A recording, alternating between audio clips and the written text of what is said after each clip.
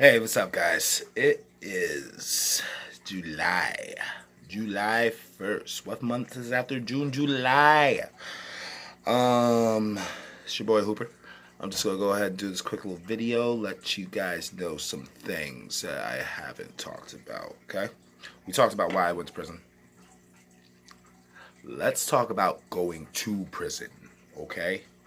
This one's a little bit different, okay? I'm not going to go into the shock part about it, but I'm going to go into the other part about it, like shock, like you're going to prison. Once I got sentenced and everything like that, whatever, hugs, kisses, goodbye, I knew what I was signing up for. I knew this was what was going on. So they put me in the Cooperstown jail system, where I sat. That's the county jail. Sat there for 2 weeks. You don't know when you're leaving. You're just sitting there playing through the days, waiting for things to start. It sucks because it's time that's on your bid, but whatever. So I end up going to the county jail for 2 weeks. I'm sitting there. I got phone calls and stuff like that. You can make phone calls anytime, so it's fine. Not a big deal. Okay. One morning, I think it was a Tuesday, they picked me up. Mr. Hooper, wake up. You're going. It's like 4 in the morning, whatever like that. So I take a quick shower. Sorry, text message. But I take a shower, get dressed, all that stuff. I'm in my stripes, grab my personal belongings, and pretty much I got nothing because I already went through my commissary and stuff like that. So, we're good. Say my little goodbyes to the dudes that are waking up or whatever like that because, I'm in one big pod. You're in just one big giant room with bunk beds. It's kind of like a camp, except you're behind a bar. They put me on the bus. Now, I was shipped to reception in Elmira. I don't know how long the ride was. I just remember sitting in the back of the paddy wagon. No windows, no nothing, just sitting there. I think it's like 4 hours later, 3 hours later, when I actually got to Elmira, I get let out, go through these big giant doors. I mean, this building looks like a castle. It looks like a damn castle the way they have this place set up. Not the cool kind of castle. But I go through the gates and everything like that, and they bring me into this part where they're going to get me all booked in. Chain me up. I'm in shackles and all that stuff. They weigh me 295. My fat ass. No one told me. Thanks, guys. But either way, they chain me up, make sure to check all my tattoos, and make sure I'm who I'm supposed to be, like someone else is trying to sign up for my fucking jail sentence. But I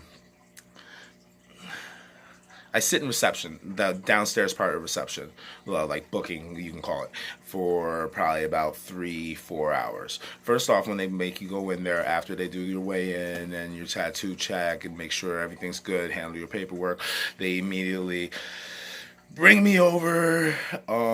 They had me get a haircut because you can't have any hair unless it's like a religious thing. You gotta be Jewish and Muslim to go ahead and keep your hair and a beard and all that stuff, whatever, like that, walking in there, I guess. So they shave me down, give me the light shampoo, whatever like that, throw me in the shower.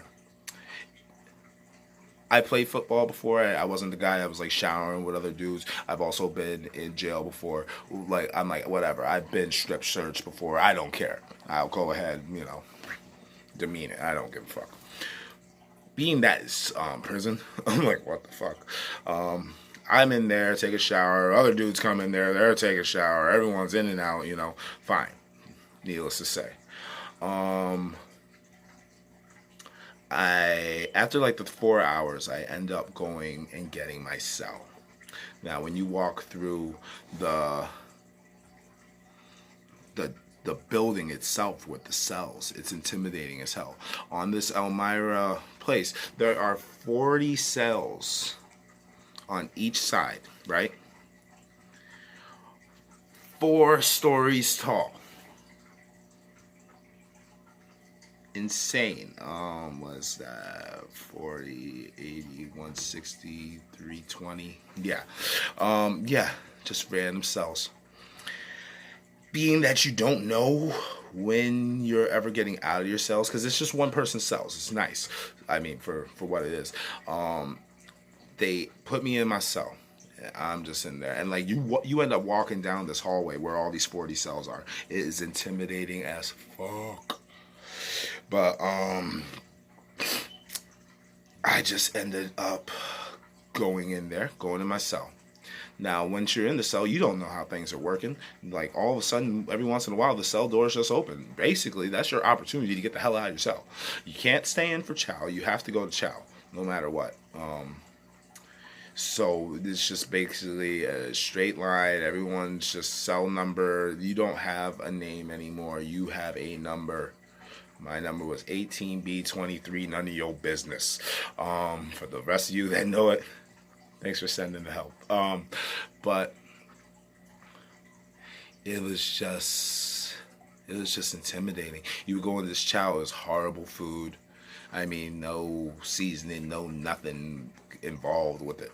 The one thing that I learned very quick once I got in there, I'm like, I haven't had a cigarette in 2 weeks because I was in county. You can't smoke there. So just like that, I'm making deals with people for a cigarette real quick, stealing cookies from the freaking chow line, like from my plate, to bring back to motherfuckers that are locked up, just so I can get a little bit of top tobacco so I can go ahead and smoke a cigarette or two. Like, there's no lighters, so people are coming by. Basically, it's like there's a lighter. Like, one person has a lighter, and they just make a wick out of toilet tissue, and they pass it along the whole damn place all day.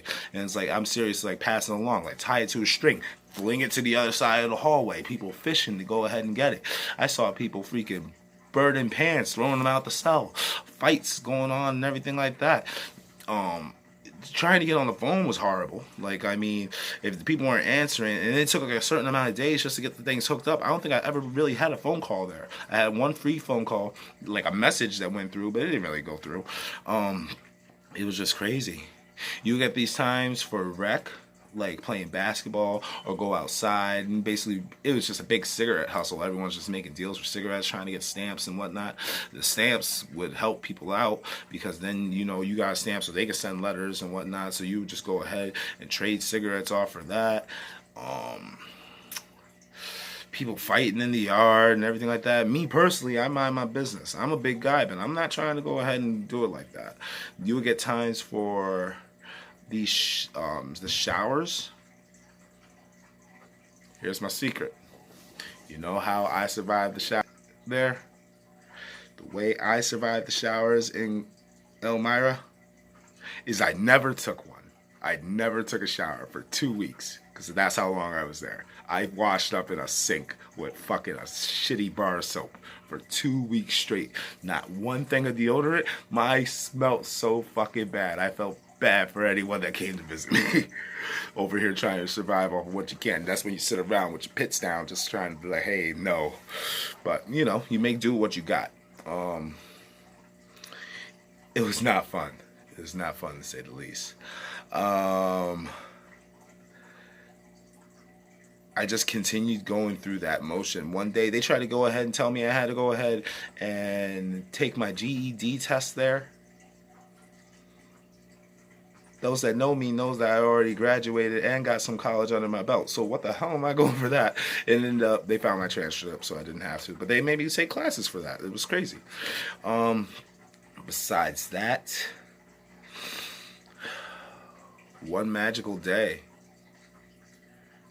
I was lucky enough to go ahead and they gave me the chance to go ahead and watch a shock video, asked me if I wanted to do it. I said yes. And that's when a week later, they ended up sending me out. It was 2 weeks I was in reception, and that's when I went up to shock. Once I got to shock, it was 2 weeks there, and then I started my 180-day program, which was like insanity, but with people yelling at you. So, kind of shitty. But hey, Whatever doesn't kill you can make you stronger. And for me, I'm strong as fuck. It's the first. Time to go pay some rent, do some things. Got things to do. You guys have a wonderful day. I love you all. Share, like, all that stuff. Find the humor in life. Okay? Be safe this week. Love you guys.